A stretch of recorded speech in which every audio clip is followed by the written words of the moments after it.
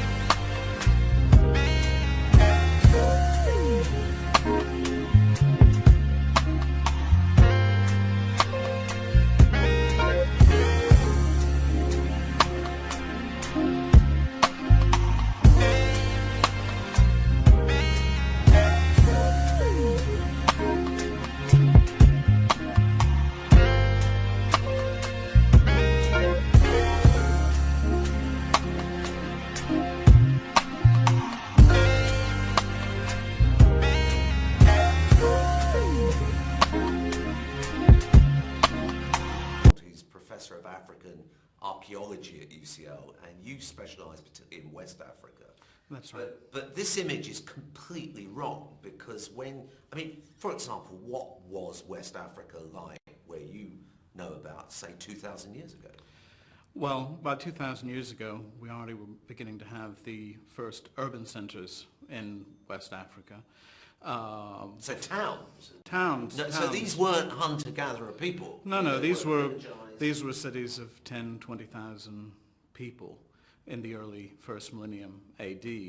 And if we go back before that, into an area which is now the Mauritanian desert, there was a state contemporary with Kerma in the Nile Valley over in Sudan, in Mauritania, called Tichit, or at least it's in a region known as Tichit. We're not really sure what it called itself. But there we have a very sophisticated social formation with hundreds of settlements and some things that would certainly be the size of towns by 1200 BC. And so that's sort of Sudan side and Mauritania. What about Nigeria? Would there have been towns in... Well, in Nigeria you have some of West Africa's earliest art traditions. You have the so-called Nok culture, which is in central Nigeria, around the Jos Plateau area. We have a very sophisticated figurative art tradition, terracotta tradition, by about 800 BC. And this is going hand in hand with early iron metallurgy in that area. So these civilizations were every bit as sophisticated as anything in Britain? At that time, yes. And it's one of the great pities. This is sort of something which does not really feature much in European or indeed American secondary school curriculum. Is there a movement in Africa to rediscover this as an academic discipline, or not sufficiently? Well, there are probably not sufficient practitioners for the amount of space and the amount of heritage, the amount of archaeology that has to be interfaced with, but at least in most African school systems, aspects of this past are taught. But again, not so much. Time before the colonial invasion of Africa, where we think history began, there were sophisticated governance structures, there were towns, there was art, there was ceramics, there was... technology, outstanding metalworking. Yeah, there was all of that. And I think perhaps the European land grab for Africa in the 19th century came at the wrong time for Africa. A few centuries before, when Africa was at the height of its own internal empires, I would think that at that point any European attempt to control Africa would have been repulsed. So the great colonial scramble for Africa happened at a time where a number of factors, including the Atlantic slave trade and also trans-Saharan interventions, had broken down the older African empires, which more or less extended from Lake Chad to the Senegalese coast, say around 1300 AD or 1400 AD. So actually this is another reason for Afro-optimism, if you like. At the moment the economists are all saying, look, this is the fastest growing region of the world, and there's much more reason to be optimistic about Africa than the press often report. But also from a historical viewpoint, if we can get over the aberrant colonial era, then there's every reason to hope that the structures of governance and civilization will re-emerge. There's a great deal of sophistication and dignity at the heart of African society, which has a great antiquity. And I think a lot of the stereotypes generated during the colonial era have undermined this. And in a sense, Africa needs to remember itself. My final question, this raises some really interesting issues, because everyone says you should always learn from history, and if archaeologists have moved into the void that used to be occupied by history, we've got to learn from you guys. What do you think we've got to learn in development and the kind of attitudes that we have towards Africa and towards development? What can we learn from archaeology? Are we making some huge mistakes?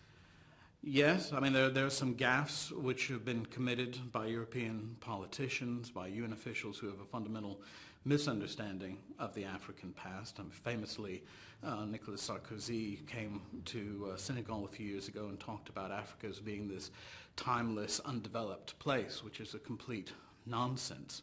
There is a great deal to be done in terms of educating ourselves about Africa so that we have a better understanding of its past, but also within development, it's important to realize that heritage is part of development. This is a battle that Africanists have been fighting over the past couple of decades, to have archaeology and history considered part of the development process, both for reasons of national dignity and unity, but also as a means of developing tourism, rather than this sort of Africa as safari park, Lion King sort of idea of Africa, where you have, most cultures of the world, for example, Disney has had some sort of play or movie featuring human beings. Africa is unique that it was treated with animals, which says something, I think, about the wrong end of the stick, which has been grasped. So we've completely written their culture out, basically, from our